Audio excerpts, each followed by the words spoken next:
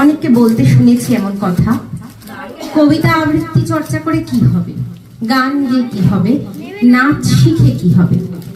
কি হবে এর উত্তর যারা চান তাদের কিছু কোনোদিন হবে না এগুলো শিখে।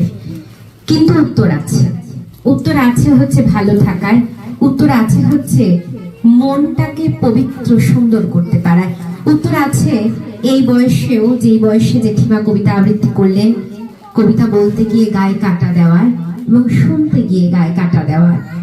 এগুলো যাদের হয় তাদের হয়, যাদের হয়নি তাদের হয়নি।